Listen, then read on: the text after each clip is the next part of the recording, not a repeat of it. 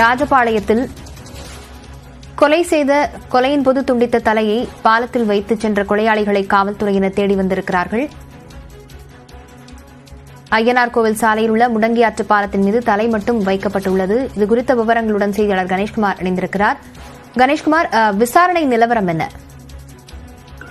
லாவண்யா, விருதுநகர் மாவட்டம் ராஜபாளையம் அருகே ஐயனார் கோவில் சாலையில் முடங்கியாற்று பாலம் ஒன்று இருக்கிறது. இந்த பாலத்தின் வழியாக இன்று அதிகாலையில் ஏராளமான பொதுமக்கள் வழக்கமாகவே அந்த பகுதிக்கு நடந்து செல்வது வழக்கம். அதே போல இன்று ஏராளமான பொதுமக்கள் அங்கு நடந்து சென்ற போதுதான் ஒரு பாலத்தினுடைய ஒரு பக்கவாட்டு சுவரில் தலை மட்டும் துண்டிக்கப்பட்ட நிலையில் இருந்திருக்கிறது. இதை கண்டு அதிர்ச்சியில் உறைந்த பொதுமக்கள் உடனடியாக காவல்துறையினருக்கு தகவல் தெரிவித்தனர். சம்பவம் குறித்து அறிந்த போலீசார் அந்த இடத்திற்கு சென்று அந்த துண்டிக்கப்பட்டிருந்த தலையை மட்டும் மீட்டிருக்கிறார்கள்.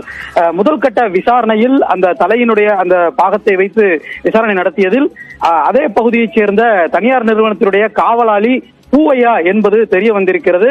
அவரை முன்விரோதம் காரணமாக சிலர் கொலை செய்திருக்கலாம் என்கின்ற அடிப்படையில் காவல்துறையினர் தொடர்ந்து விசாரணை நடத்தி வருகிறார்கள். குறிப்பாக இந்த தலை துண்டிக்கப்பட்டு அந்த பாலத்தில் வைக்கப்பட்ட சம்பவம் என்பது அந்த பகுதியில் பெரும் அதிர்ச்சியையும் அந்த பகுதி மக்களிடையே பெரும் அச்சத்தையும் ஏற்படுத்தியது. தொடர்ந்து விசாரணை என்பது மேற்கொள்ளப்பட்டு வருவதாகவும் இது தொடர்பாக முதல் கட்டமாக 3 பேரை பிடித்து விசாரணை நடத்தி வருவதாகவும் காவல்துறை தரப்பில் தெரிவிக்கப்பட்டிருக்கிறது. முதல் கட்டமாக கொலை செய்யப்பட்ட நபர் பூவையா என்பதை உறுதி செய்திருக்கிறார்கள். அவர் முன்விரோதம் காரணமாகவே கொலை செய்யப்பட்டிருக்கலாம் என்கின்ற அடிப்படையில் தான் காவல்துறையினர் தொடர்ந்து விசாரணை மேற்கொண்டு வருகிறார்கள். லாவண்யா, விவரங்களுக்கு நன்றி கணேஷ்குமார்.